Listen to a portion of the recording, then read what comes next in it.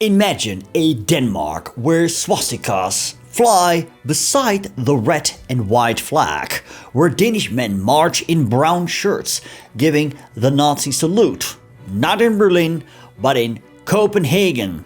This was the world of Frits Clausen, the leader of Denmark's own Nazi party, the DNSAP, inspired, almost copied from Hitler's Germany. Clausen dreamt of turning Denmark into part of a greater Germanic Reich. But while German troops occupied his country, the Danish people never truly followed him. This is the story of Denmark's homegrown fascist movement, its strange mix of nationalism and imitation. After World War I, Denmark gained a little piece of Schleswig back from Germany. I say back because in 1864, the Second Schleswig War took place between what was back then Prussia and Denmark. Denmark lost and therefore surrendered control over Schleswig-Holstein to Prussia as tensions in Europe rose during the 1930s. With Adolf Hitler's rise to power, Denmark proclaimed itself neutral. When Hitler offered the country a non-aggression pact, the Danes willingly accepted. But looking at history, Hitler's non-aggression pacts weren't worth that much. The DNSAP, the National Socialist Workers' Party of Denmark, was founded on November 16, 1930, led by K. Lemke. The party was directly inspired by Adolf Hitler's NSDAP in Germany, even copying much of his program, symbols, and propaganda. It adopted the same anti-parliamentary, anti-Semitic, and ultra-nationalist ideas, but with a supposed Danish twist. This created a major contradiction. While claiming to defend Danish nationalism, the DNSAP was openly imitating Germany's Nazi model. Internal conflicts marked the party's early years until Frits Clausen took over in 1933 and revitalized it, organizing propaganda and publications such as the newspaper Fatherland, launched in 1939 with German funding. Political uniforms, brown shirts with a swastika armband, were banned that same year by the Danish government. The DNSAP also created the Stormafdeling SA, its paramilitary branch, and a youth wing, the National Socialist Youth NSU. Membership grew from around 5,000 in 1939 to about 20,000 in 1943, drawing recruits from farmers, the middle class, and workers. Politically, the party remained marginal, winning just 3 seats in the 1939 and 1943 elections. The Danish Nazi Party in the 1930s had, apparently, a membership who, by class and occupation, were a microcosm of Danish society as a whole.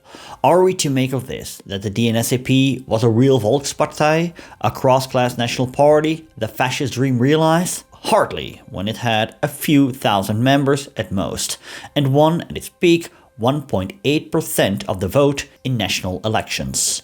The microcosmic character of the membership was, in this case, surely more chance and coincidence. On the 9th of April 1940, Denmark was invaded by Germany. Also, Norway was invaded. Die Führung des ganzen Norwegen-Feldzuges, einschließlich der Besetzung Dänemarks, lag in den Händen des Generals der Infanterie von Falkenhorst. Fast die ganze deutsche Kriegsflotte stand für diesen Einsatz bereit.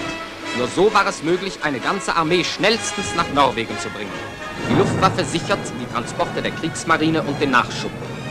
Dänemark wird unter den Schutz der deutschen Wehrmacht gestellt. Kopenhagen.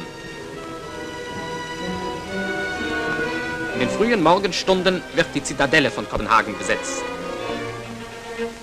After some skirmishes, the Danes surrendered within 6 hours. The quick Danish surrender, as well as the fact that the Danes were viewed favorably in Nazi race views, resulted in a fairly mild occupation initially. What did this occupation look like? Well, officially the Danish government remained intact. Berlin had opted for a mild occupation in Denmark, where the Danish government wasn't overthrown and had room for maneuver. However, the Germans did have some demands.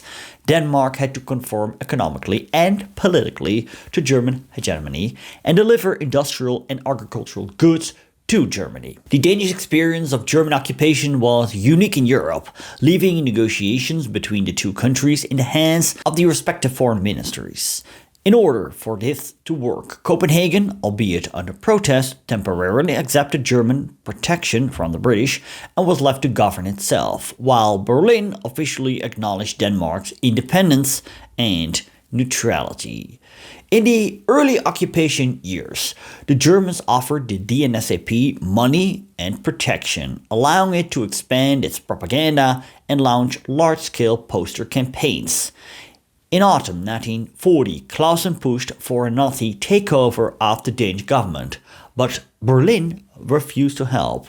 The Germans preferred to keep Denmark's existing administration, which ensured stability and steady food supplies to Germany.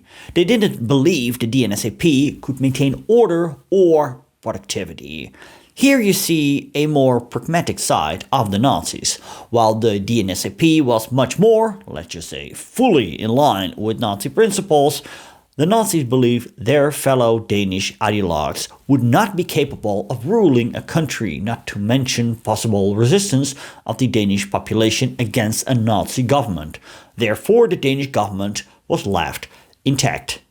Still, until 1942-43, Danish politicians lived in fear that the Nazis might install Clausen's party by force. Though this threat was likely exaggerated, it served a political purpose.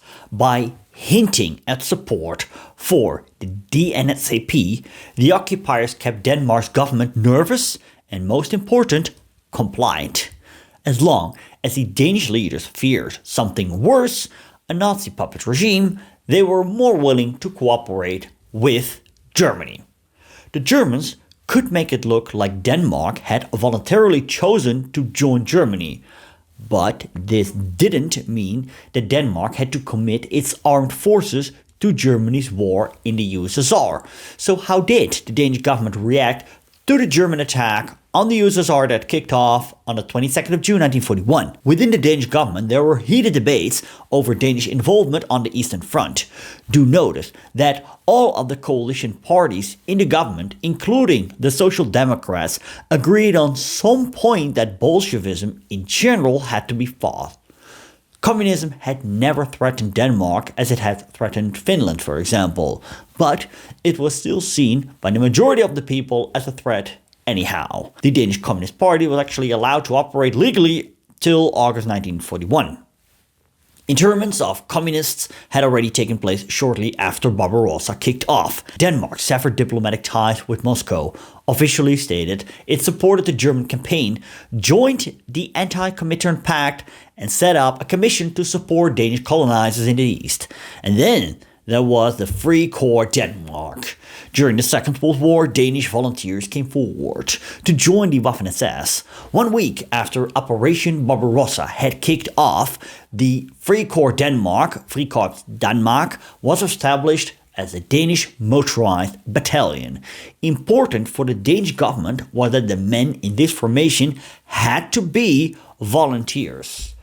The Germans asked for conscripts, but the Danish government refused this and didn't want to forsake its neutrality by labeled as a co-belligerent, or worse, an ally of Nazi Germany, and thus risk war with the Allies. Christian Peter Crissing was appointed as the commander of the Danish Legion. Crissing was a conservative nationalist who didn't support the Nazis, but was a fervent anti-communist. In July 1941, the first units were shipped to Germany and had to swear an oath to Hitler. This was against what the Danish legionnaires had been promised. Also, the men didn't wear Danish but German Waffen-SS uniforms and carried German weaponry. There did exist a Danish flag patch. Learn about the Danish Waffen-SS by clicking right here.